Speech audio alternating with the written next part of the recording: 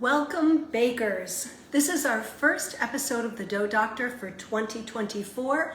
I'm your host and baking expert, Chef Colette, and thank you so much for joining me. And if you're watching on the replay, thank you for watching. And if you have questions, just message me and I will get them answered. As you log on to the show, please let me know where you're logging on from and what you're baking this weekend. Also, tell us about your holiday bakes. So welcome to the show. Let's get started. So we've been, how would you say it? The show has been off for a couple weeks because of the holidays. Our first show back for 2024. I already said that, but it is bakers. It is 2024, and I want to make this our best baking year ever. So I do have some questions to start, but as always, if you have baking questions that may have come up over the holidays while you were baking away, please drop them in the comments below. But I'm going to start with one from our baker, Sherry, who messaged me over the holiday break. She was making blueberry muffins, and she asked me, when using frozen blueberries, do I dust them with flour before adding them to the batter? Absolutely. And the reason for that is those of you who've made blueberry muffins before, you may have had the experience of the berries dropping down to the bottom of the muffin cup. So what happens is, really quickly on the science side, whenever we freeze something, ice crystals form. The more water content in that product, the larger and more numerous the ice crystals. So blueberries are full of water. There's a ton of ice crystals when we freeze them. And so when we use them in our blueberry muffins, they get very heavy because of all that water. So what we want to do is coat them in a little bit of flour and then put them right back in the freezer. Keep them frozen, dusted with flour, until you are ready to add them to the batter. And then they will hold up in your blueberry muffins or your scones or your blueberry coffee cake. They'll be held in suspension and they won't drop down to the bottom of the muffin tin, and you'll end up, we want blueberry muffins, not blueberry cobbler. So that was Sherry's question, and I thought that's a good one. Blueberry muffins are really kind of wonderful to make. I do have a great recipe in my Craftsy class, 25 Essential Baking Techniques, for any of you who are on craftsy.com. Check that out. It's a classic. And that was Sherry's question. And then I had a question from our baker, Cyrus. And this was a holiday-specific pie question, and it was about sweet potato pie, which is yummy and delicious. And our baker Cyrus asked, can you freeze leftover sweet potato pie? Well, bakers, you can freeze anything. But the question is, there's some baked goods that freeze better than others. And it all goes back to that water content. So sweet potato pie would not be one that I would freeze. And I messaged our baker Cyrus right back, no. And the reason for that is, again, water content. So sweet potato pie, like pumpkin pie, like cheesecake, they're custards. We have the water content from the sweet potatoes. We have the water content from the eggs. Sugar also contributes moisture. So what happens is, in something like a custard, if it's frozen, the water separates. Now, there'll be no quiz later, but that process is called syneresis. And now you know, if you want to impress somebody at your next cocktail party, you can talk about syneresis, the separation of water in a baked good, specifically related to eggs. So no, we don't want to freeze sweet potato pie. All right, so, and that's also too, if you like, for your savory cooking, And if you freeze like a batch of stew that has potatoes in it, you'll notice that the potatoes will be kind of mushy and weird. And again, that goes back to they're just not great freezers. All right, so that was that. Then 2 more quick questions. And again, if you guys have questions, drop them in the comments. I have 2 more from the Holiday Archives. And this one, for all you bread bakers out there, came in actually through the Craftsy program, Craftsy platform. And I thought, you know what? I'm going to talk about this on the show. And it was about proofing yeasted doughs in winter. So here's the deal. In wintertime, our kitchens are cooler, right? Now you may have that snug as a bug place in your home that is perfect for proofing your yeasted doughs in the wintertime. And what that means, that stage of the first rise after we mix our dough, which usually in a 72-degree kitchen will take anywhere, depending on the temperature of the dough, anywhere from 60 to 90 minutes. But when we're working in a cooler kitchen, it can take longer. So the question came in, they were very shocked at how long it took for their dough to bulk ferment. When I queried back, their kitchen, they lived in New England, was at about 62 degrees. So it took close to 3 hours for their dough to bulk ferment. And that was actually normal. They hadn't taken a temperature of the dough when they set it up for that first rise or bulk fermentation, which would have been a great piece of information. And that's something I can discuss and teach you guys how to do on the show if you're interested. Those of you who are, really passionate about bread baking, I'd love to go over that. So anyway, long story short, the gist of that question is, for those of you who are baking yeasted breads in wintertime and your houses and kitchens are naturally cooler, it may take longer. And again, you may have that sweet spot, that spot that's just perfect. I had one student, she had a hallway that was nice and cozy and warm. That's where she proofed her doughs in winter. One thing I do want to caution you, be careful of the oven, because I know there's that old trick of turning it on and then turning it off and putting our doughs in there. It can be a good idea, but just make sure that when you do that quick preheat that you don't get it too warm. All right, so that's it for yeasted doughs. And then the last question, which is I kept for last, our last archived question. I kept it for last because it relates to today's demo, and our topic is basically ratios and recipes, and we'll put a pin on that for a second. Back to the question before I go off on a tangent. So the question was, when I blind bake my tart crusts and my pie crusts, and remember, we sometimes like to partially bake a pie or tart crust when we're working with a liquidy filling, or that's going to go back in the oven and we're going to cook our filling, because what we're trying to eliminate is the soggy bottom, right? And do I dock? Do I poke holes into the crust? And the answer is yes. And the reason for that is docking allows steam to escape.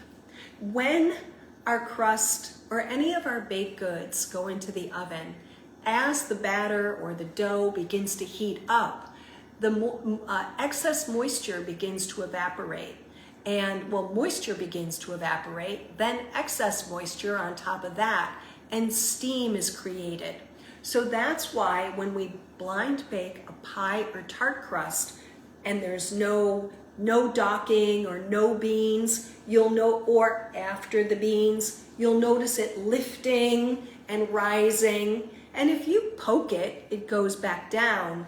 But that's why that kind of weird creature of the Black Lagoon action is happening in our pie crusts. So if we dock them, then line them with parchment paper or foil, and then our beans or our pie weights, we get a nice even bake on our blind bake. So the answer is yes.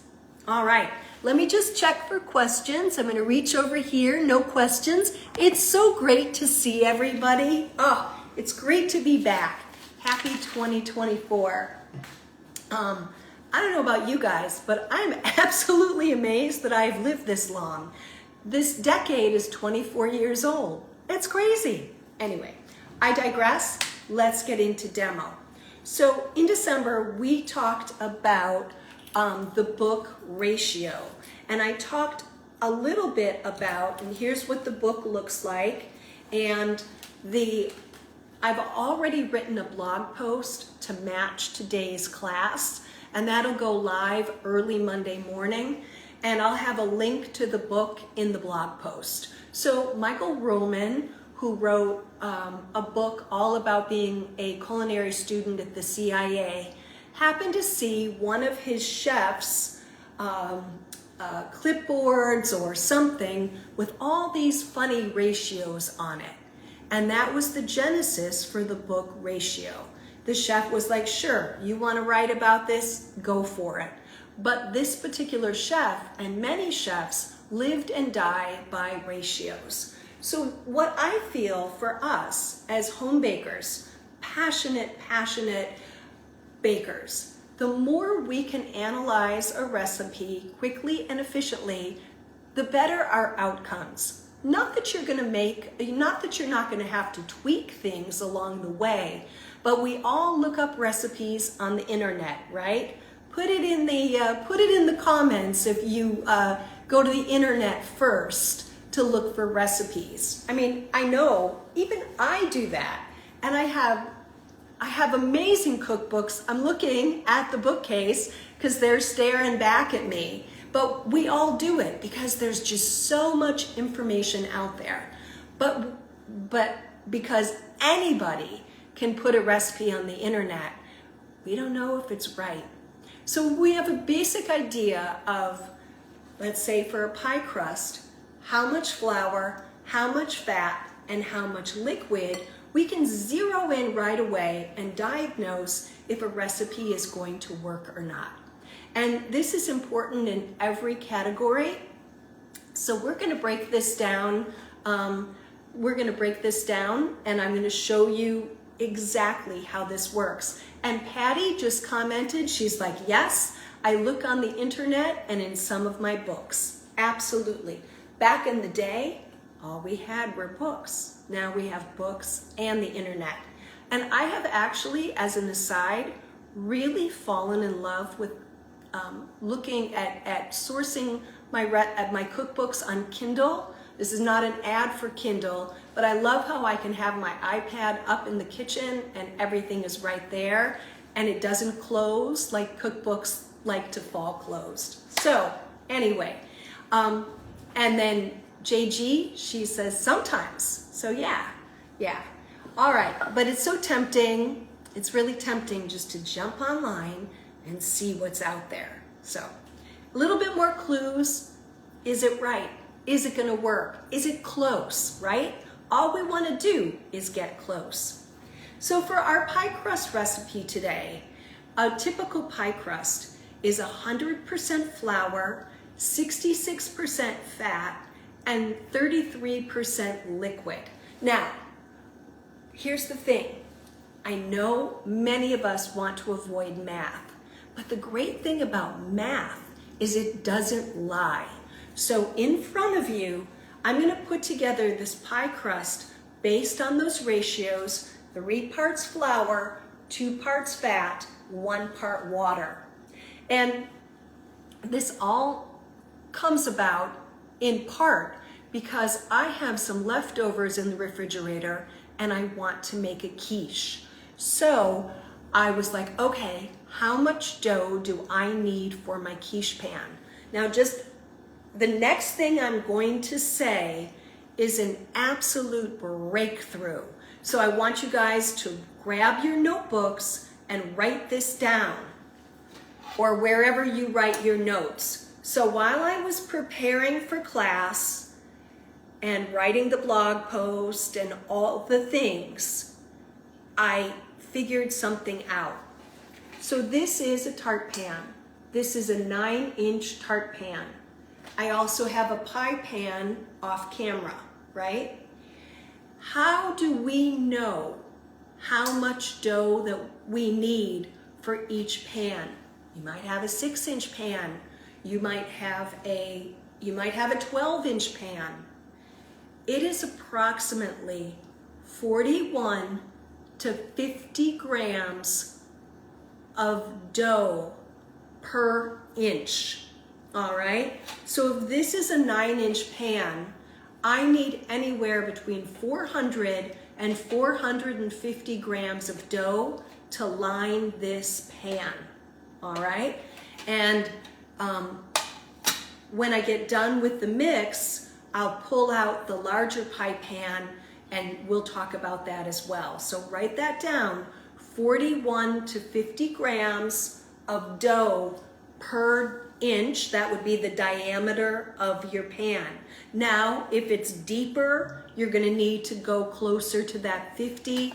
If it's shallow like this one, you can stay with the 41. My brain exploded. I was like, oh my gosh, you know, it works. It's pretty exciting stuff. All right, so you'll see when I'm gonna post, as I said, I'm gonna post on the website on Monday.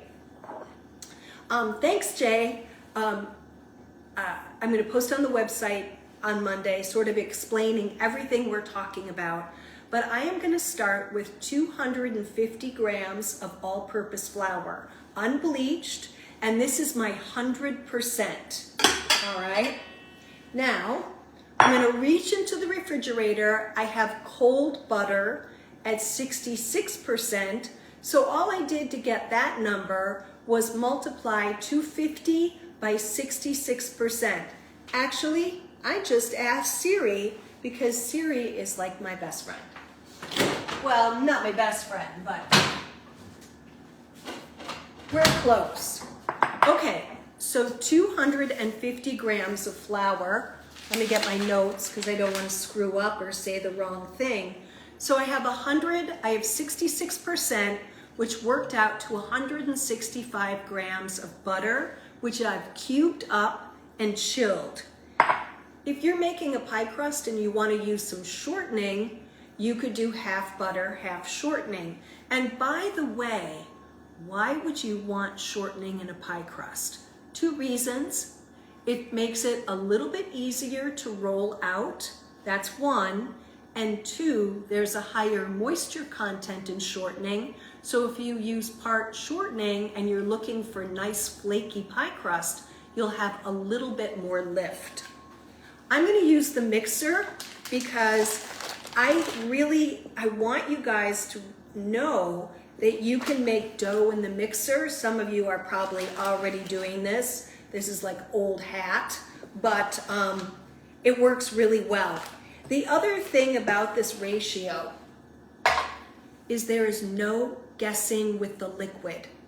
I taught pie crust classes at Sur La Table and Williams-Sonoma for years, and the recipes always had water as the variable. What a slippery slope. Students would add too much and it would be sticky and gross, and there's no fixing it. Students would be afraid and not add enough, and there would be just like flour, dry flour, and it would not come together. If we can get close, like variables just flat out need to be eliminated. They are useless. All right, so that's my, I'm off my soapbox about variables. So here's the deal. Now, flour and butter. I've also added a tablespoon of sugar. That would be about 14 grams. And I added a half teaspoon of salt. So that's 1% salt and 7% sugar. Now, I don't want this to be sweet. I'm making a quiche, but ingredient function, the sugar will help with caramelization. And Chef Daniel has a wonderful point. I see it in the comments. You could use, and I actually had that in my notes. Chef, thank you for turning the light bulb back on in my brain. You can also use lard as the fat, and you could use leaf fat if you wanted. which is, or you could use duck fat if you were having like a super French moment. You could use duck fat, you could use lard, you could use shortening, you could use butter. Fat is fat. If you wanted to make it vegan, you could use a vegan butter. It's so versatile. It works no matter what you're doing. If you're having like a French Alp moment and you want to use cold duck fat, if you're absolutely vegan and you're like, I want to use my favorite vegan butter, it's the same. And that's the magic. That is the magic. It's not sexy at all. Sexy macarons, piping meringue mushrooms, enrobing things in fondant, making sugar flowers. That's sexy as far as baking and pastry goes. But this, the math sets us free. Okay, so I added the sugar and the salt already to the flour. And here I'm not sifting. Not for this. I just kind of whisk them together. I will always let you know when to sift. Now, remember our trick with the apple cider vinegar? I'm adding a ½ teaspoon as I mix in the butter. That's optional, but remember, a little bit of acid in a pie crust cuts the gluten strands and inhibits gluten formation. And what does that mean? It means that our crust will be less chewy and more tender. And that's what we're all about, right? We want like melt in your mouth tenderness. We want to produce the best pie crust, right? So what I'm doing, same old, and you can pulse the mixer. You can also use your food processor, but if you use the food processor, what you want to do is chill the flour. Because the thing about the food processor, it's really great for pastry making, but the motor does heat up the ingredients in the work bowl, so we want them to be cold. Okay, so I cut up the fat so that it looks like cornflakes, all right? You know, just kind of, and it's actually nice and layered, so that works out. By the way, if you're doing lard, leaf fat, duck fat, you want to make sure they're really cold. And I tend to freeze my shortening because it breaks down so quickly. And so if you're doing a part butter, part shortening crust, butter first, then shortening. I have about 5 million posts on my website under recipe and blog posts on pie crust. So please feel free to take a deep dive on the website and look for those. And it's not quite 5 million, but it feels like I've written about it a lot. Okay, so now what I'm gonna do, let's recap. 100% was the flour, 250 grams. 66% fat, that worked out to, let me check, 165. 33% water, I am adding, so JG, it's such a minuscule amount. No, JG asked a fabulous question, you guys. Is the vinegar part of the 33% liquid? No, it is optional. Most people don't add it because they don't know what it can do, that it's absolutely magical. It's a ½ teaspoon, which works out to be just a couple of grams, and we're not gonna worry about it, all right? Wonderful, wonderful question. So I've got my 33% water, which worked out to be 83 grams. I am not going to trickle in the water. It's gonna go in, and I'm gonna pulse the mixer until it comes away from the side of the bowl. Now you might, if you're using your mixer, I'm using the paddle attachment, you might have to scrape down because the ingredients that are holding on to moisture really love to stick to the paddle. So we got to scrape those off, okay? And then just pulse. And you got to make sure you have every bit of water. Okay? Oh, the mixer hates that when you it's like not happy. But you know what? It's going to survive. So I want you guys to see this, all right? Look. I'm going to dump it out, which is just terrifying, not something I really like to do. But oftentimes I always want to present to you the worst case scenario so you know how to get around it. So that 33% water, even though this isn't, I don't want to over mix it in the mixer, so I'm not looking for it to be a cohesive mass. Just, if you can see, everything is moistened. There's no dry flour. There's no feathery. It's really good. And I don't want to overhandle it either. And if you can see pieces of butter or shortening or leaf fat or duck fat or lard or vegan butter, that's great. And what I'm going to do is I'm just going to kind of smack it with the side of my hand and get it to come together. Pick up anything that's lagging behind. Okay? And you can see this technique it's a French technique. It's called fraisage. Like I said, there's no quiz for us, but the more we know, the better we bake. All right, so now I'm gonna get under here with my dough scraper, and I'm just gonna fold this over on itself like twice. I'm not gonna do any formal lamination today. There's no reason. We're good. So let's look at this. We can see butter. We have a full mix. There's no flour, like there's no, again, no, how can I say this? There's no powder, all right? And you all know, those of you who've made a pie crust and not been afraid to add more water, that it's kind of powdery and weird and awkward. And this looks just great.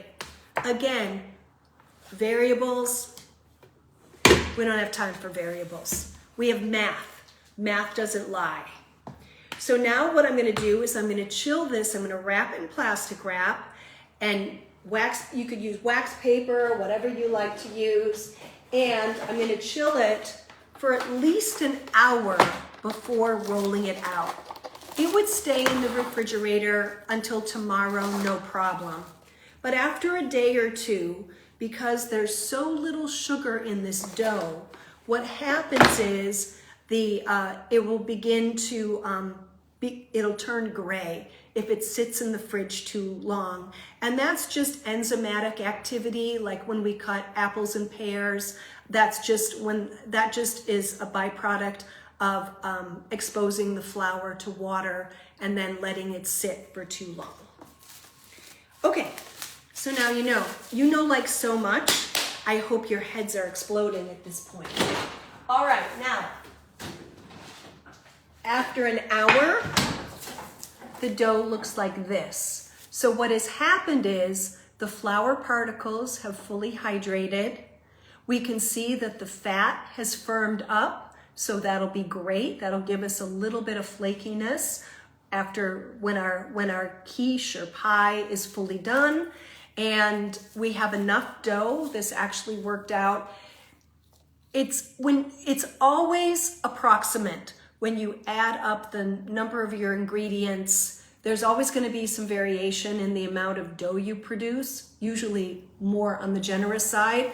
I came up with 514 grams of flour, which is enough for this pie pan, which measures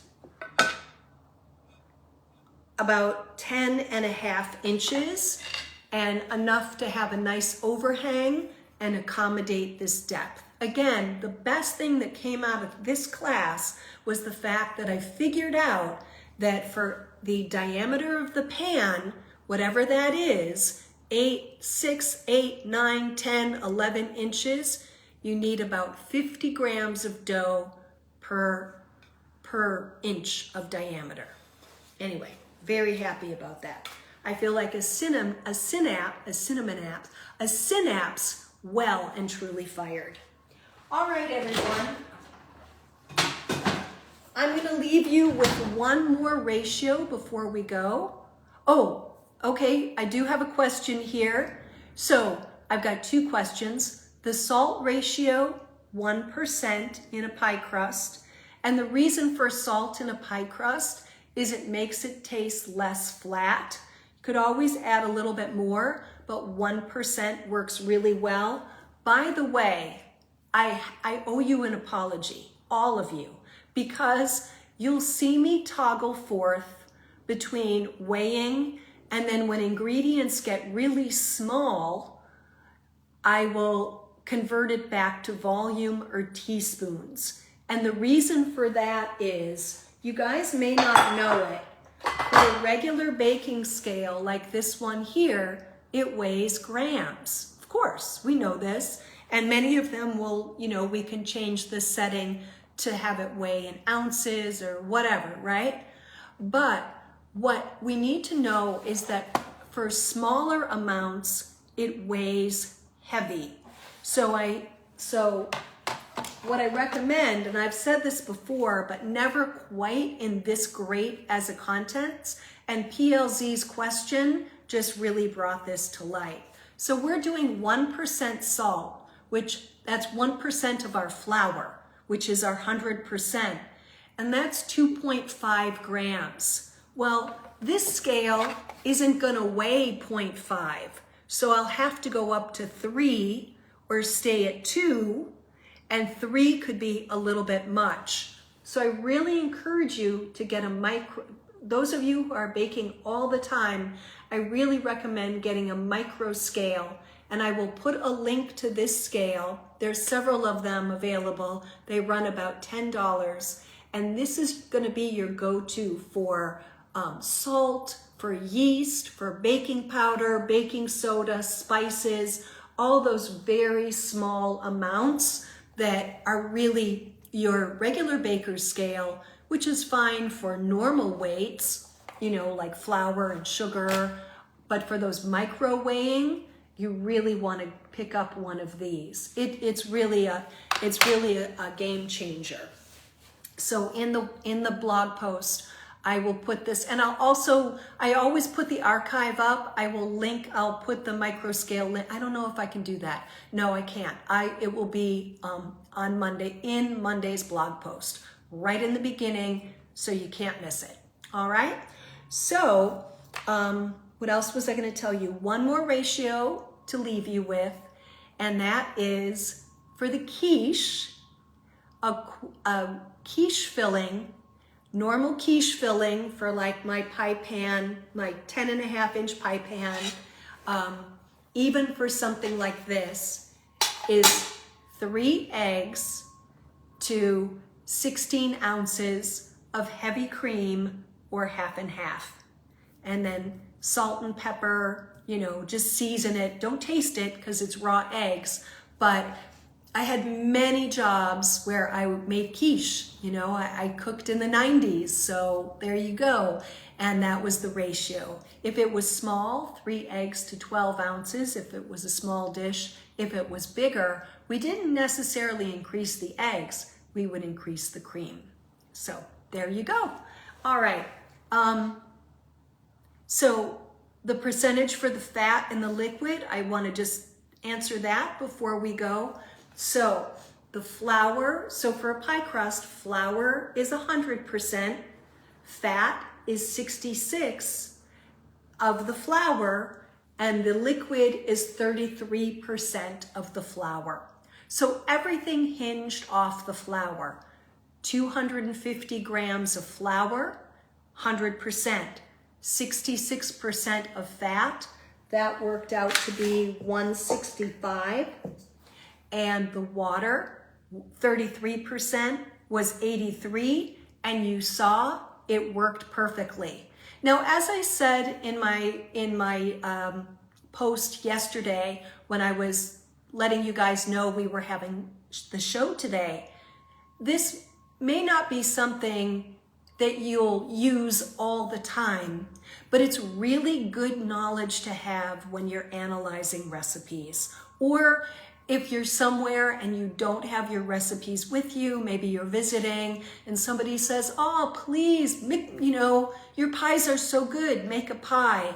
You're like, oh my God. And then you just go, oh, 100, 66, 33, little sugar, little salt. Don't forget the apple cider vinegar, not part of the liquid.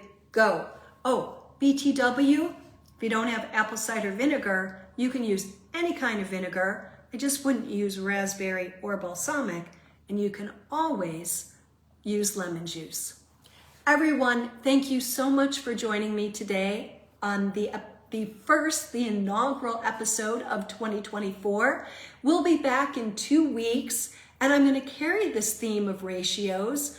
And one of our bakers, Emerald Cupcake Los Angeles, asked me if I would talk about ganache and ratios. And I said yes, because bakers, there's a lot of mystery about ganache and how to make it and why and when and what application and blah, blah, blah. And we're going to cover that in 2 weeks from today, right here at noon Pacific. All right, you guys, thank you so much. Enjoy your baking. And if questions come up, just message me. All right, take care. Bye.